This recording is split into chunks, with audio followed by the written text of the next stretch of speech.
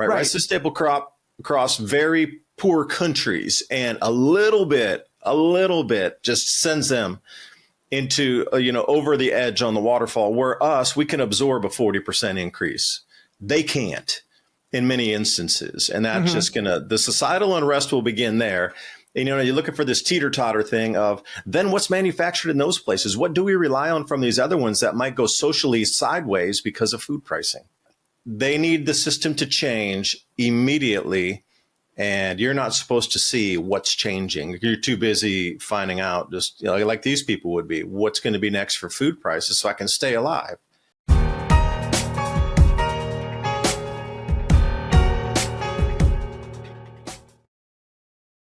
David, welcome to the show today. Thanks for having me on. And everybody out there, please stay glued for a second. I'm going to be showing you my forecast charts, how I arrived at that analysis, and you can do the very same thing at home. I'm not, going out on some, weird algorithm thing. I'm just using AI to run through a different way of looking at the news to come up with these forecasts many, many months ahead of the USDA.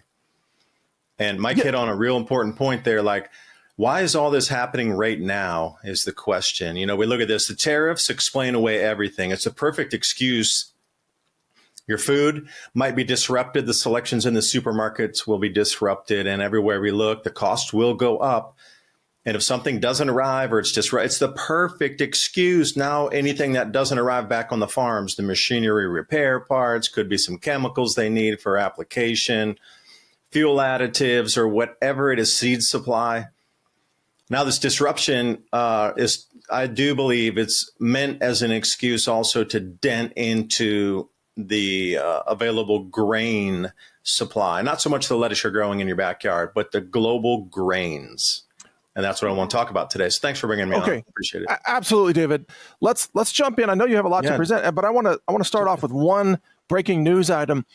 The White House announced a new docking penalty for all vessels that are made in China. So if the ship was made in China, then every port that it goes to in America, they have to pay a $1.5 million fine just because the ship was made in China, okay? Doesn't matter what flag it's sailing under, it's where the ship was made. This is causing many manufacturers of Chinese goods to just abandon their loads in transit and just to tell the carrier, it's yours now. We're not going to pay the tariffs. We're not going to pay this extra penalty. We forfeit it. Good luck, So, David, talk to us about how that's going to affect agriculture, food, and spare parts for the food supply chain. I mean, we both know people around in Asia, and I've been pulling some of the contacts that I used to know, and they're telling me the same thing. Everything is ceasing. Like factories have closed that have been in business for like 18 years. Now, that's a big step because they made it through COVID. They survived through a lot of ups and downs, and things are just closing, and the loans are almost being called in instantly, and then the auctions are happening almost in real time as these forfeitures and foreclosures sweep through the factories. I know there was some last minute ordering from Southeast Asia, but then I ended up watching an enormous amount of different videos of the factory owners saying that this is pretty much their last order. It was these last minute orders from Asian buyers to try to get in on a factory run because, a line can't just do an incredible minimal amount like, hey, give me 50 of this or 20 of that. One of the biggest factors behind aging is a drop in our body's natural collagen production. This collagen drop starts in your 20s, and by your 40s and 50s, your skin is basically starving for it, leading to visible signs of aging like wrinkles, sagging skin, brittle nails, and unfortunately, most collagen supplements on store shelves don't provide the nutrients and absorption your skin needs. This is why I take Ageless Multi-Collagen, providing 5 types of premium collagen. My body actually needs to rebuild skin from the inside out. My results are smoother skin with more elasticity. Plus, it mixes easily into coffee or tea, has zero flavor, no clumps, making it easy for me to stick with. Help rejuvenate your skin with Ageless Multi-Collagen while it's 51% off now only at healthwithadapt2030.com. Plus, order today and receive free the ebook, The 14 Foods for Amazing Skin, a 60-day satisfaction guarantee and free shipping. Once again, this offer is only available for a limited time at healthwithadapt2030.com. Click on that link in the description box below. They can't even run the machines because the minimum inside the machine, whether it be an extrusion or molding or, you're running off 10,000 yards of cloth or something, there's not even enough minimum in there to allow those machines to run right now, depending on for the orders they have. Yeah, exactly. And economically, it doesn't even make sense from China's point of view to make anything for America at this point. Imagine that. Yeah, and another thing was the Chinese suppliers themselves were trying to force their way back into the Chinese domestic market, and that's already causing ripples between locals who were entrenched in there and manufacturers that were entrenched in we provide for locals in China, and now all these exporters are now trying to dovetail into that market too. So business-wise, there's a lot of tension there, and the amount of unemployment that's going to sweep through. The last numbers I'd seen was like 20 million laid off so far from the factories, and that should, continue to trend upward here as whoever the stranglehold wins first. It's almost like we both have each other in a chokehold, and whoever passes out first loses, right? Yeah. It's exactly where we sit, and it's ridiculous. The only way I can think of it, Mike, is it's meant to be as the get all, be all, catch all excuse for everything in the collapse mode. So there is an excuse because nobody can come clean and say it was this variable. Oh, by the way, the cycle is back. Magnetic excursions are deepening. We're at about 5% per decade magnetic field loss now. The jet streams are going to go further out of their flows. Less crops will be available to grow, but they're never going to come out clean and tell people that. So then you have to work your own ways around because the slowdown and the excuses why the USDA won't be able to put out their crop forecasts on time this year because of the government restructuring and the Doge thing happening. Again, what is it? It's a perfect excuse. Well, yeah, it is the perfect excuse. But do you think that that's because like Trump and his team, they know there's a collapse coming anyway, and they just really need a cover story for it? Is that what you're thinking? Can't see it running through or being viable for us to continue this way of life. I mean, how do you even value something? The shipping crisis is next. So if no ships are sailing from port, how do you even value a shipping company then? You don't. And how do you value manufacturing? You don't. There's just this breakdown in the way that we used to even give a value to that service or to that industry that's not operational at the levels it was. And we saw it in COVID. But I mean, that was a kind of a test warm up for what is coming. Or here. Yeah, well, I should say here. I'm glad you brought that up because I think that what we experienced during COVID, all those shutdowns and the supply chain collapse that really hurt everybody hard during COVID, that was just the warm up round, I think, compared to what's coming. By the way, this is the Ukrainian harvest some 10 years ago. This is the kind of machinery they were using in one of the world's largest bread baskets. So it's not so much about Ukraine, although it is. So I'm just going to walk you through the method I've been using, and we'll see how it works from there. So I'm just going to go right to the meat of it. And if you're looking for now remember, I've been doing this analysis since February, looking for the crop losses.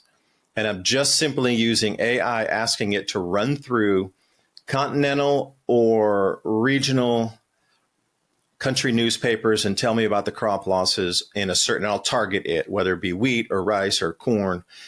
Just give me some media. Tell me how much, tell me what the media said that was lost in this region, and then tell me of that region, what is that percentage of the country's total whole exports?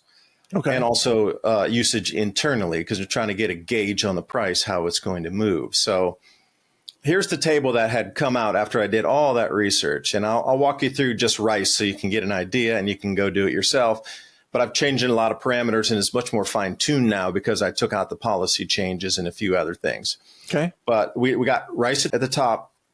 Globally looking for about 3.5% to 5%, and that'll transition into somewhere around about 500 million was that USDA totals were, and then it was going to be to 3 to 5% of that.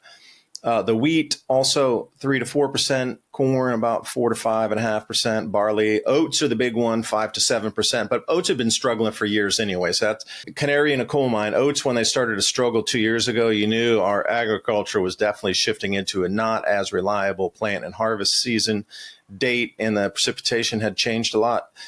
And then we got rye and sorghum. So these are the kind of crops that I know people around the world eat or use as staple crops. Versus what it did before to today, and the price projected increase on the outside there. Now, you got to realize rice consuming nations generally are more impoverished nations than like somebody consuming wheat in the West in France and getting their baguette or something. Right? Rice is a staple crop across very poor countries, and a little bit just sends them into, over the edge on the waterfall, where we can absorb a 40% increase.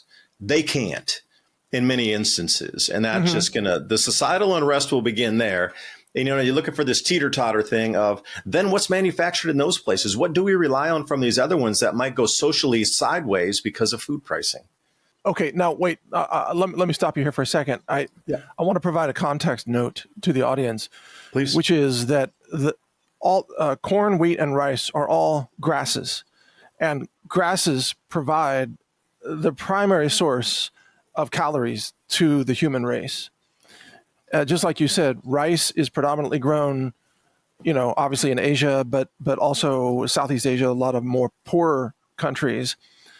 Corn, Mesoamerica, the United States, wheat, the same thing, but also Ukraine, like you mentioned, other places.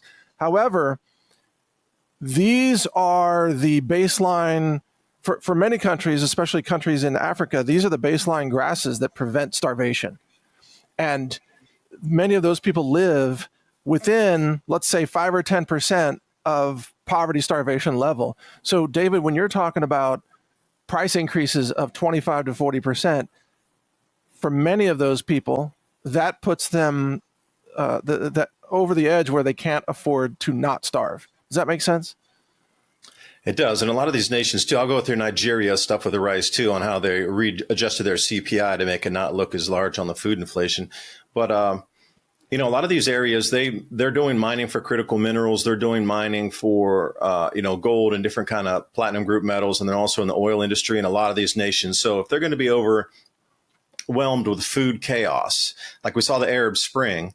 So imagine the Arab Spring, to just shift it for a second into a major supplier of X material, could be anything, that really runs the world or allows the world to run in a certain fashion for certain industries. If that is to be upset, then those entire industries, in addition to the tariffs, are going to be, stymied in production, and that will, again, have some sort of rollback, a percentage to be determined. But I'm just saying these things are all really interlocked now, to the point of, I don't know if these excuses are here because it's so noticeable now for everybody on the planet that we're seeing something has changed. The perception of humanity is changing with the magnetic field changes. I mean, just something is so different that there's an all-out attack and an all-out 100% push by these quote-unquote controllers to put so much scatter wave and shock and awe out there that they need the system to change immediately. And you're not supposed to see what's changing. You're too busy finding out, just like these people would be, what's going to be next for food prices so I can stay alive. Now, let me add something else, David. I mean, this chart is really worrisome, but I don't think you factored in also the inflationary effects of currency value loss. I did not at all. So that's on top of this. So if the dollar loses another, look, right now, the dollar's collapsing. Gold is skyrocketing $100 a day on many days, but that's just the dollar collapsing, and it's down even against other weak currencies. So David, you're saying these grains could be 25 to 40% more. That's just based on crop losses. You factor in currency losses that could easily be 50 or 60% more. Oh, or even 100. Like, I was just trying to stay in my wheelhouse on this because, Right. Others are experts at deciphering, the losses in the dollar index and the overlay on the Japanese yen and these intertwines of the offshore yen and this sort of thing. That's not my wheelhouse. I kind of understand it. I can kick a tire and talk about it a little bit, keep a conversation going. But and that in-depth analysis of what you just described, I'm not there on the charting. I'm there on the charting on the crop losses, but that sort of economic side of that whole realm of hundreds and hundreds of currency pairs, that needs something different in terms of analysis on its own. But you've already thought of that, so understood. Yeah, and I wasn't. Yeah, I'm not even. I'm not saying that I expect you to also be a financial expert. I was just saying that this is just on top of what you've said. So the actual prices at the grocery store that people are going to see could really be devastating to Americans and people all over the world. I mean, yeah. So let me walk you through a couple more charts. Yeah, I did this in a very methodical way, just so you can, if you want to copy my style. But I have a lot more parameters, and I fine-tuned this thing. And this is my like 1.0 version that I've done. I'm bringing it up to 2.0 version now that we are starting to get some, let's say, planting data now. Because when I did this, nobody was planting. It was in February, and then I rolled into March, and now we're in April, and there's a lot more info coming with the planting and the floods and the areas that are delayed in planting. That's my next parameter to put in, delays in planting on these same crops, which you couldn't do because they weren't planting. So that wasn't even doable until later in the spring. So global rice loss about 3 to 5% or so, and looking around 25 million tons. And this will be from a total of 15 countries impacted. But I tried to exclude non-weather focuses like strange events. If there was going to be a typhoon, you can't count on a typhoon coming to a country to disrupt. So that was like a no-go for me.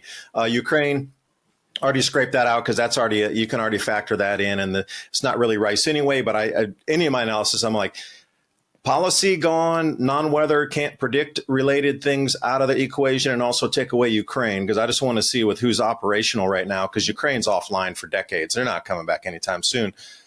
And if we scale back 2014, we get a 15 to 20% price increases. And I have a few other realistic scenarios from the early 1990s to the 2000s in. So we can get a gauge of approximately. So we can't guess on anything that hasn't happened yet. I mean, I could say it'll rise 5 million %, but that's never happened. So you got to stay within the working parameters of things that have occurred before, so you can sort of generally measure it against that. And, I'm not trying to get all doomy and gloomy and, like, hey, if food prices you're not famine yet, but, if it goes this way and we are taken down with this tariffs and everybody stops trading with everybody, we are going to go through a very diminished food supply. So here's so I started to go through the first 10 countries, and I was asking GROK, hey, give me these countries that are food producers that have lost at least 20% so far in the news. And then I ask it, give me the news media that would also have included this story, because then I can dig down in each individual country. And a lot of it's pests. Pests are way different to deal with than inclement weather or some sorts of, conflict, a conflict zone. I mean, Myanmar now hit with the earthquake in addition to the conflict. So that number, even since I've done this, is not going to jump way, way, way up to 60, 70%. That earthquake just is so damaging. And, I used to buy coffee out of there, and that it took forever to get them to that just rudimentary state of fixing the roads where you could drive down to go from one city to another. And now that's all shattered, and you've seen the earth cracks and ridiculous bridge pulls apart, and they are set back. The rice, I think, is, I'm not going to say zero. That would be, I couldn't say zero, but greatly diminished. That's going to be far more than 20. And they're a large rice producer. By the way, for anybody in the 1960s fans of history, Myanmar produced more rice than China did in the early 1960s. No way. Yeah, well, because the Great Leap Forward and all these things, and then Myanmar was able to eclipse rice production as the Chinese were reducing their food production, shall we say. That's a little known fact, but Myanmar could increase its rice production if it got the proper infrastructure in there. It could probably increase its arable land by 50%, 50. Wow. So let's look at the countries real quick. India and Pakistan, China, Bangladesh, Vietnam, Thailand, Philippines, Myanmar, Egypt, and Cambodia. But look at that. Severe pests in India, disease risk in China. And if you come down, heavy pests in Thailand. And then you got rice blight up in the Philippines. And then the salinity problems in Egypt and Bangladesh, both, because they were having, just problems with the salinity in the soil because they've gone so far down in aquifers. And then Bangladesh was highly flooded off several typhoons. And then Cambodia with pests. Now, if we're getting to being a breaking down supply chain tariff war here, Do you think chemicals to treat these things and fungicides, herbicides, pesticides are going to be like in great quantity? So these are factors I did not push in there, but I'm thinking on the top, how do I factor it in? That's an unknown. It's a sort of known, but an unknown, but it's sort of just sits off on the side. I just don't know how to quantify it to put it in as a possibility of loss yet. These are the big producers. They're all struggling. So let me ask you this question, David. Some of these are weather related, but a lot of them are not. So is there, pests, et cetera, is there any common thread here, or is this just a convergence of lots of bad things? I think it's a conversion of a lot of bad management and too much reliance on global supply chains that are too far away to reliably. It's a national security risk to do what we've done with our agriculture, like let all that go offshore where we're relying on other countries for our seed supply. The base chemicals to allow us to, I'm not a fan in any way. I'm not a fan of what we're using for glyphosate. It's just the way it's done. I'm saying the way it's done, the depleted soils, we need a lot of different fertilizers that aren't produced locally. We got to import a lot of that. Like leaving all that into a set of hands, you don't know which way they're going to go. That's a national security risk. And I can't believe we did it. Can't believe it. And we're sitting at this juncture right now where we need this so badly right now to make sure we get planted this year with the breakdowns, and how much of that's really going to arrive. I know we get a lot from Canada, but there is an enormous amount of chemical that we'll get from China every year for the ag industry. That's not coming. And whatever they had stocked back, awesome. Whoever had the foresight to buy two, great. I'm glad you did. But there's going to be holes across the entire planting, harvesting, field management chain here. Okay. Wow. So I see more trends, but let me ask you a question. How long is it possible for the world to recover from this?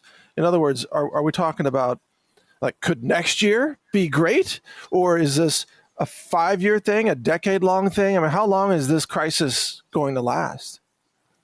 Well, you can see the pests and the weather changes. This thing with the magnetic field and our jet streams going out of their flows, that's going to be a permanent disruption, at least for now. Magnetic field will restabilize in the future, but nobody knows when. These things with the tariffs, and I mean, how quickly can we untangle that ball of yarn? Because all those suppliers in China that are going out of business, they're auctioning off their machinery and closing their factories. Like, how long would it take them to get back on a production line and get it functional and then get those first shipments 30 days back to us over here off a ship?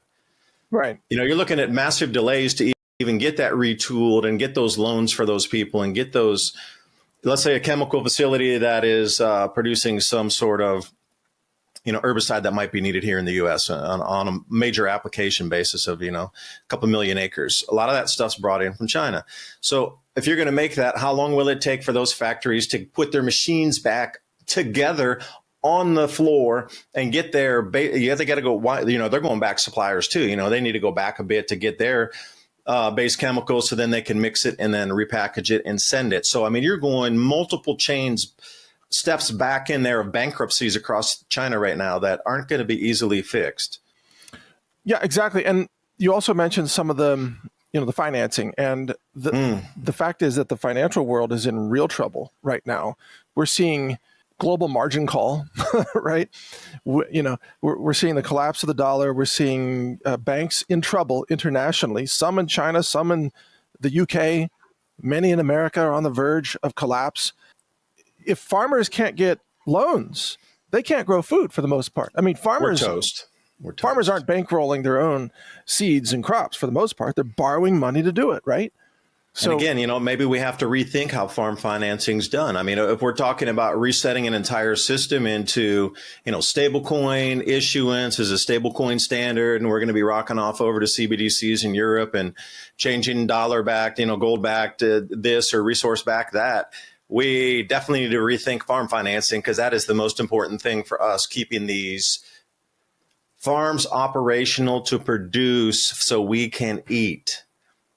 And then secondly of all, we really need to rethink how our farms and how our ranches and how our butchers and how everybody in that entire supply chain of getting us proteins and grains and whether there be leafies, veg out of Cali, we need to rethink all this, how it's working.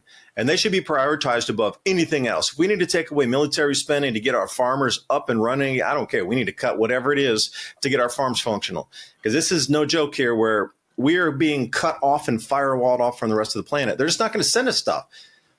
I noticed that the cattle herd numbers now are the lowest they've been since the 1950s in the United States. So our ranches are collapsing. And then the second point, I'd like your reaction to this, is that all of this reminds me of what the U.S. did to Japan in World War II, which was a naval embargo against Japan to block the arrival of energy, forcing Japan to lash out and ultimately attack Pearl Harbor.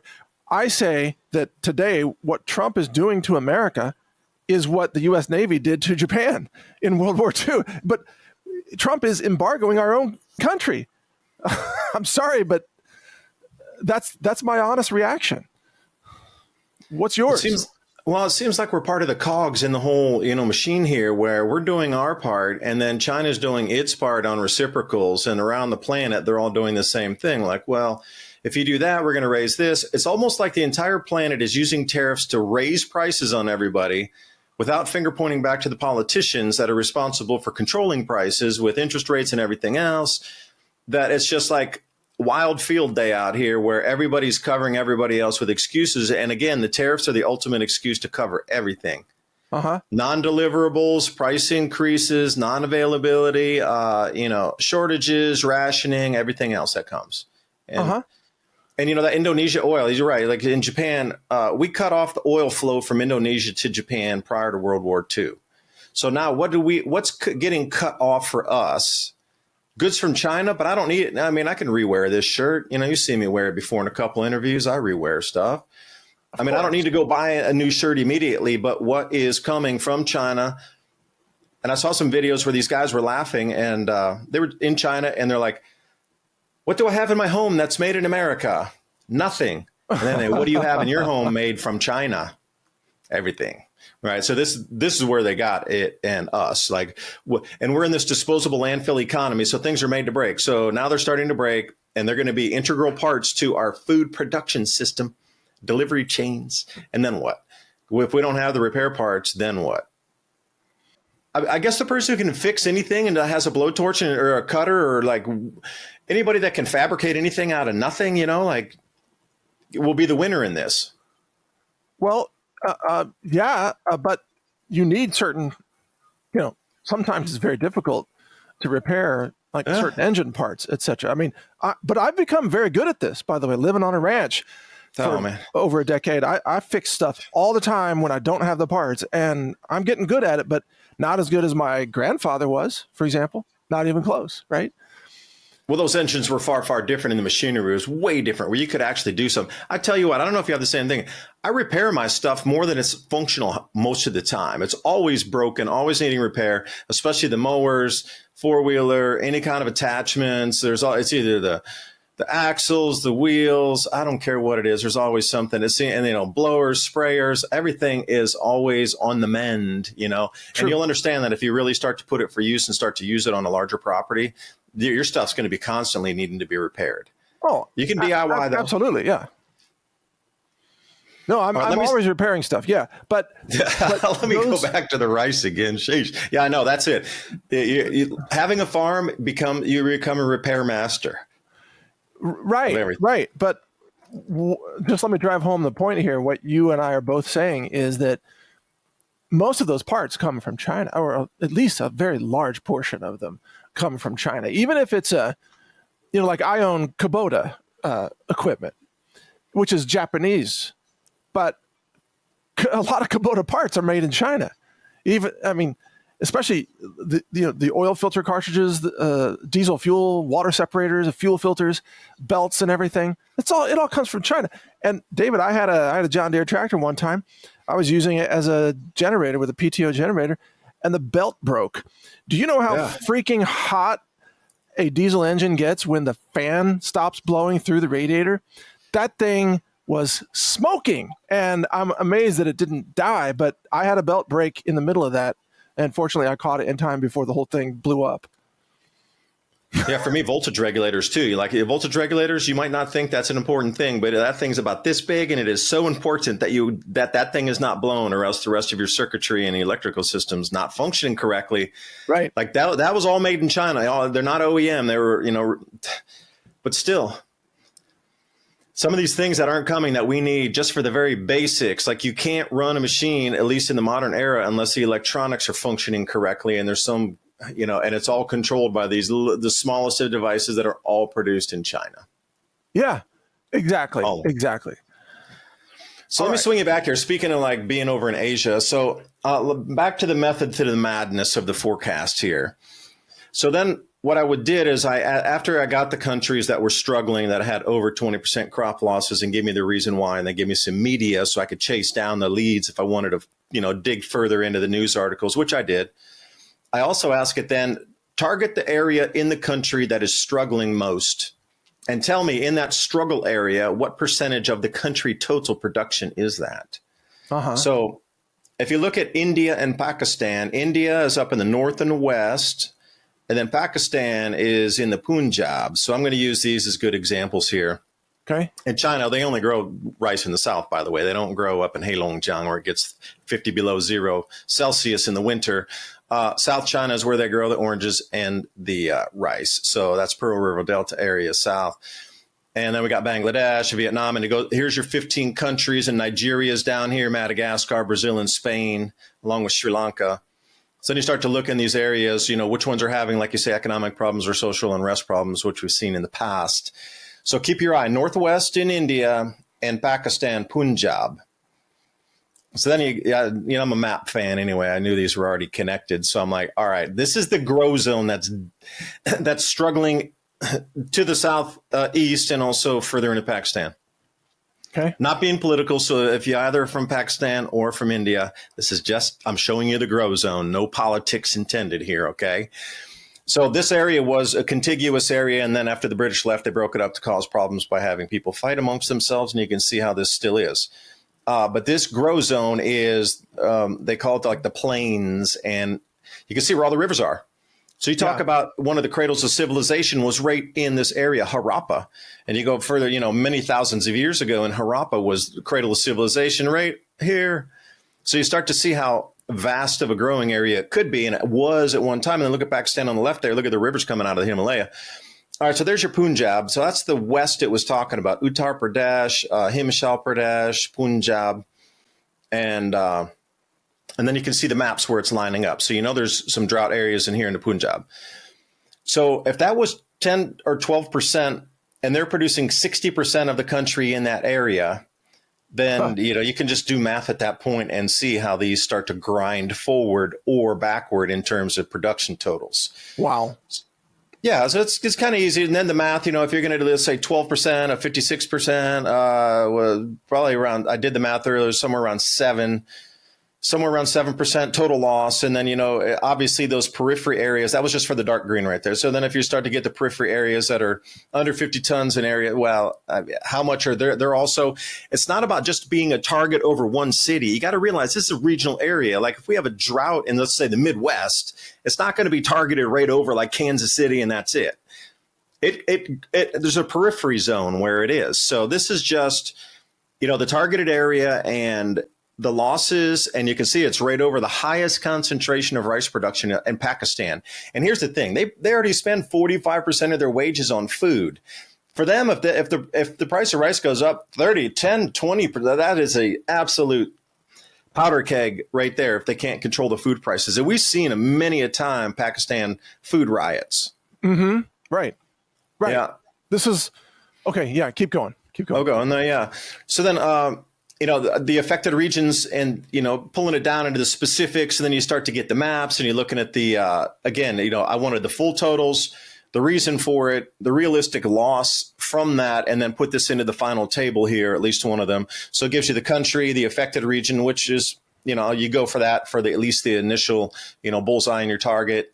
And then if that's the regional loss of 15 to 20% out of that major producing area, then you can pull it along here and see the total country loss. of 7 to 10% coming out of India's rice crop this year, or at least 12% coming out of Pakistan's rice crop. And then China's going to lose 7%, and Bangladesh at least 12%. And I'm saying that Myanmar total is going to go well over 12% of the total country loss. So these numbers need to be adjusted in themselves. But you can see the method to it, and it's just using AI in a different fashion to actually use the news that is up to date to this minute to be able to front run the USDA by 3 months or so. Okay. Yeah, so let me keep going. And then, what you do is, like I said, I'm a fan of maps. Always have been. I love ancient maps, modern maps, anything from a couple hundred years ago, 100 then. So here's the rice growing. And then this is where the rubber meets the road, really. Then you can start to get some real decent totals. So how many million tons are coming out of these, right? And how much area is being grown in these specific spots. So if you look at the total number of hectares being grown in this western region, Northwest, we got 5.9 million hectares there, 2.6 million, almost a million out of Haryana. So altogether, you're looking at about 10 million hectares, and you multiply by, let's say, 2.4 to get the acres. That's all being damaged rice production. So then you got to go, what's grown up there? Now, rice is not just rice, like corn's not just corn. So basmati rice is the main rice crop that's being grown up there. And then all right, so basmati, and then you need to trace it back. Like, which areas are the main basmati buyers? Is there a market for that? Like, who consumes that the most? Is there a substitute?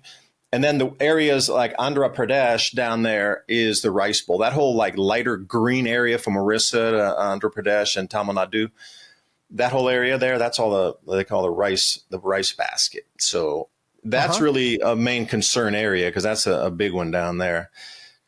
Then it's really just a numbers game. So you just start adding it up. So global rice output, 500 million tons. That was 2023-24 from the Food Agriculture Organization from the UN. So if we said, let's say 500 million tons, we'll keep it the same for 2025, which the USDA did. Then you just start subtracting all those totals there that we did.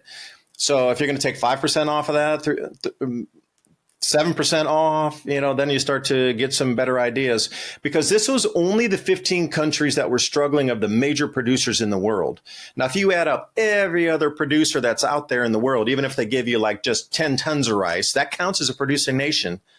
That is the extra 150 million tons. Like the U.S. is a major rice producer for what we consider Western countries, if you didn't know that. We grow rice in the United States. So that's in there, but we're not in that, not on those lists of major producers struggling. So that extra 150 million tons, so you're like, wait, it's 500 million. No, it's 350 million. That extra 150 mil is the other countries that are of smaller producers, but added up to those extra 70 or 80 countries would give you the extra 150 million tons. I was just concentrating on the top 20 or the top 15, top 10 largest, because that is truly where the lion's share comes from. So there's where we get. So if we do just out of that top 15 losses of those countries, we're looking at that kind of at least 5% loss for the thing. Wow. Yeah. And again, let me go one more here. So then, then you need to keep like niching down on it here. So go back in the past for a second, and let's take a look at some previous iterations of what happened when there was loss like this. So 2007 and 8, remember the financial crisis? There was bans everywhere across the world, at least Southeast Asia. And you're not sending the rice out of here. It is already upsetting the society with the price rises from the great financial crisis, and you are not exporting rice. Export bans. And then, that just drove the price insane across the world. Look at that. The prices doubled to 1.5 times higher. And those statistics were off from the World Bank and from the FAO. So if you start to look at India and Vietnam and Thailand and Cambodia start doing rice bans again for export, the entire world is going to shift on its head, especially in these nations. Then we got policy shifts. Vietnam also, again, policy shift. Governments are going to shift policy to keep that food in their country, to protect their citizens, to make sure that their prices don't go up crazy, because then they're going to get overthrown like the Arab Spring. So we saw that before. We saw a lot of export restrictions on rice, right? But David, this speaks to the growing global nationalism, which means cutting off world trade. And I got to say, it is world trade. It's actually the efficiencies of trade that support the current global population. And if you cut off world trade, you're going to lose a couple billion people to starvation and war. But the export embargoes will come long before that, or the export restrictions will arrive so far before that happens. That's another key indicator to look for. If you start to see export restrictions for foodstuffs coming in country after country, that is going to be an indicator that they are going into some severe food shortages. You don't do that unless you can't grow enough to export, and then you're trying to keep the prices down to keep the stability of the nation. Yeah. And then you talked about currency crisis. I'm not even adding that in. That could very well happen in many of these places. So what we're looking at here is a cascading, like a domino effect series of events where Trump's tariffs are part of this, and they've set off this global cutting off of supply routes. On top of that, you have all these factors, the pests and radical weather, some perhaps geoengineering that's going to crater crop supplies all over the world, vastly increasing crop prices. And as a result of then the lack of trade, many of these countries, well, let me ask you this, David. I assume that the Asian nations will trade among each other. You know, China will still be trading with Korea and Vietnam and Indonesia and even Taiwan, etc. Even if the U.S. is out of the picture, the other countries aren't going to just go full nationalism, right? Wouldn't they continue to trade grain? You would hope so, unless the U.S. has some export into that market or stranglehold on some sort of other nations that they can pull strings to restrict those types of foods going into different places. Yeah. So where does this put us then as American consumers who, compared to the rest of the world, Americans spend a relatively small amount of their discretionary income on food. But is that going to dramatically shift to where people have to like not buy cars so they can buy food? Or how do you think this plays out? I don't know. Here's your consumer price index chart, and you can see where it kind of, I wouldn't say Loch Ness monsters at the far right of the chart there, but it definitely continues to go up for food in cities, U.S. average. So if that continues to creep up, and again, currency crisis would make this go vertical like it did from right around the COVID time. You can see where that 2020 mark forward just went up through 2022 there. If that were to happen again, a lot of people are stretched. I'm not saying everybody. There's always money out there. Don't get yourself into this tizzy that or we're going to go into a Great Depression. Everybody's going to shrivel in the back of the room. You need to be able to use your mind and, find these ways through the opportunities and the danger. Just don't sit back and start shaking because of the information. I'm bringing it out so you can weave your way through what you know is coming. Right. And, if we look at Japan's rice, so, I might work it backwards then. Because for Americans, we pay, probably around 10% of our disposable income is for food, where Pakistan is 45%. But then wow. I was traveling in Japan, and I got to experience the rice shortages there when I was there last year, right at the end. No, it was this year. It was at the end of January this year. And there were places that had signs out that said no rice available. Well, then Japan's rice price has been rising at record prices. Like, look at that. That's incredible. And that's a Western and developed, a very developed nation, anything on par with anywhere else. I mean, Japan's so high tech. Absolutely. And they can't grow their crops with their high tech society. Like, what is going wrong with over there in terms of they're at the state of the art of everything from robotics, and everybody wants to give AI credence like, oh, AI is going to run the farms. They're going to do this. They're at the height of that, and they can't grow rice. What is going on? If you want my answer to that question. Oh, I'd love it. I've spoken to Michael Yan, who spends a lot of time in Japan. You know, Michael. And I do. There's a demographic collapse in Japan. It's getting far worse. And the truth is, there are no young people to take over the farms, who are virtually none. They don't want to learn farming skills. They don't have the hands-on skills. They're all, living on their mobile phones and electronic devices. It's the same problem in America. And the existing farmers are the old timers, and they're retiring or dying off. And that's what's happening in Japan. Yeah. Mike, you can attest to it. It's not as easy as just go throw a seed in the ground. Hey, no, cool. We're going to sit back in the sunset and have cocktails. No, it is difficult work.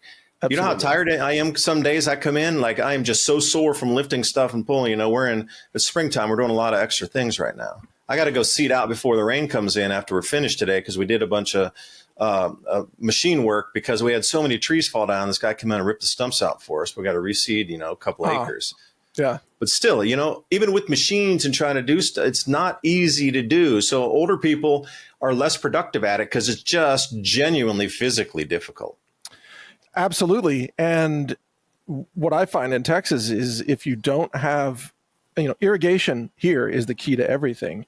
And I'm fortunate enough to have a pond where I have a pump in it and I irrigate my orchards and everything using pond water. But talk about, digging ditches, laying PEX pipe, putting in all the 1/4-inch lines, all the drippers, and then fixing those when like wild rats chew on them to get water out or whatever. Yeah. And forget the fencing too. How many post hole can you dig by hand with those post hole diggers? Oh man, forget it. No, I don't even try it. I don't know. I got a machine for that. I don't even try. Yeah, right. Anymore. But most people don't. That's the thing. If you're going to lay out a fence across 3 acres or something and you do it by hand, it's going to take you weeks, plural. Yeah. And you're going to have some sore ass shoulder blades. But you're going to build some muscle. Yeah.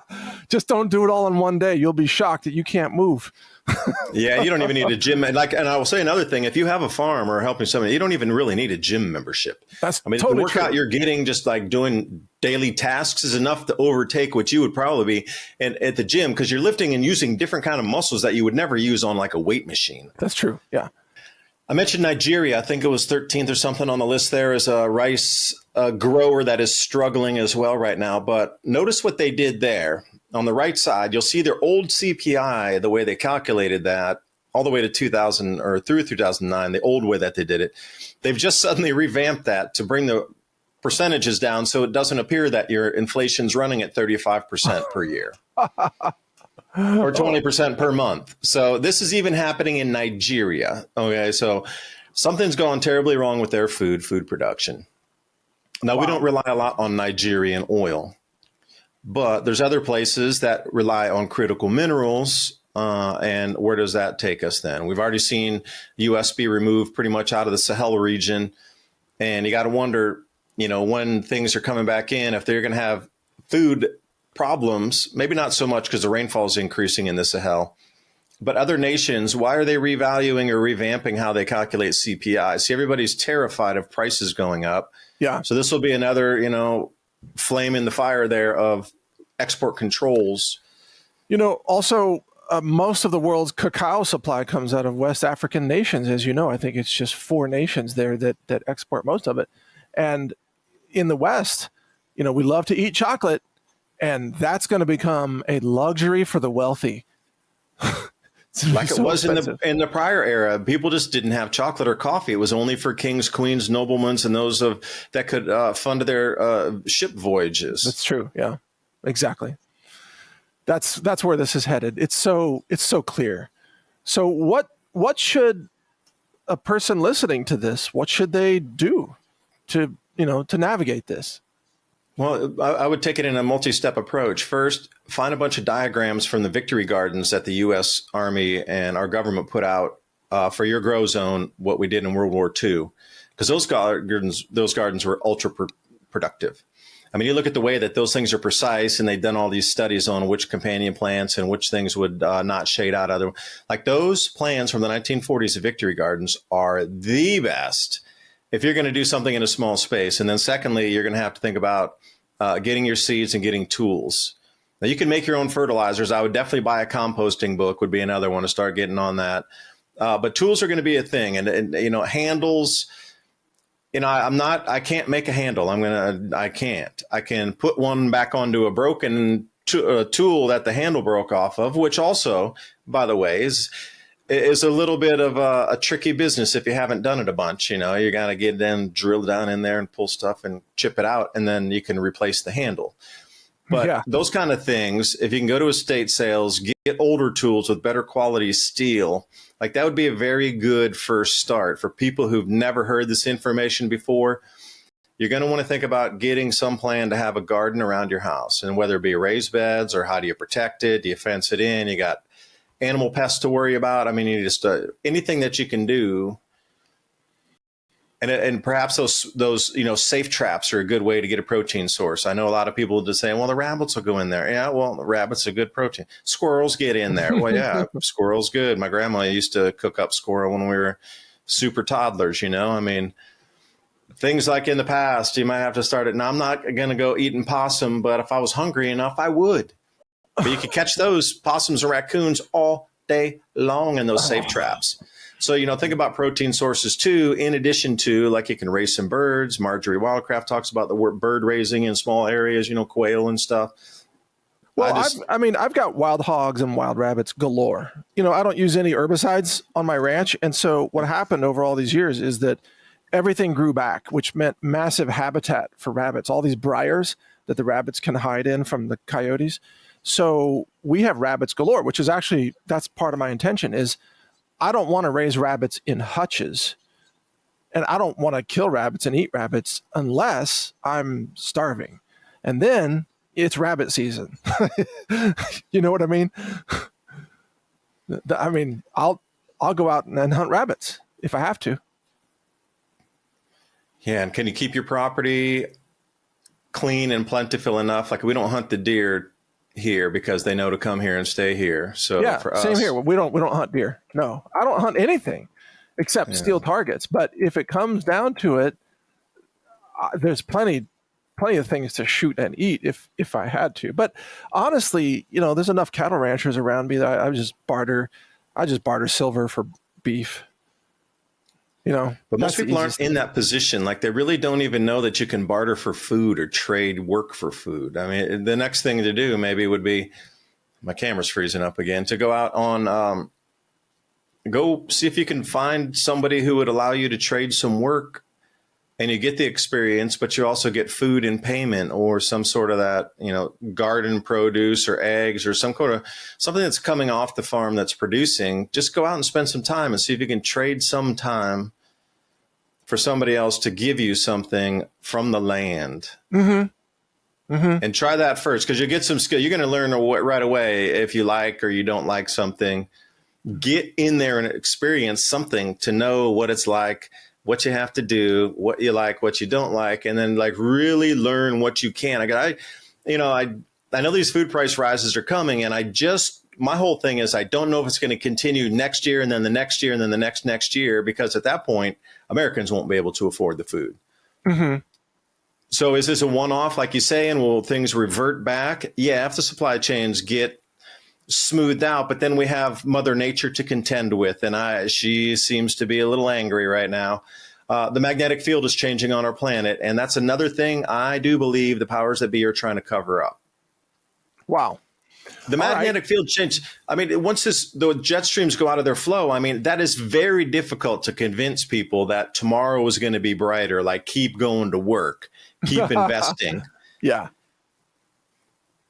Yeah, well, and that's the trick, isn't it? To convince people that there's a reason to keep to stay a slave and keep paying taxes, keep contributing to a broken, failed, corrupt system. It's your duty, Mike. It's your duty. Yeah, right. Yeah, I don't think so. I mean, and the great thing about growing your own food is you don't pay taxes on it. Think about it. It's tax-free. Now, if the IRS could figure out a way to tax your garden, they would. There's no feasible way to do it. They can't track it. And they just can't send out tax collectors to look at all your gardens. Probably they can do that in the UK. I would imagine they tax everything in the UK because they tax televisions. Yeah, that's crazy. Right? The BBC tax. Yeah, the BBC, they tax your TV. You're like, how did you know I was watching it? Like, well, we have a detector from the street. We have TV detector full-time employees that run around doing that all over the UK. I mean, but in America that wouldn't fly. All right. So David, appreciate it. Thank you so much. Okay. Well, David, we appreciate you so much. You're doing outstanding work. Your analysis is spot on, and it's a big warning for everybody watching. Take action to get prepared so that you can face what's coming with a sense of confidence.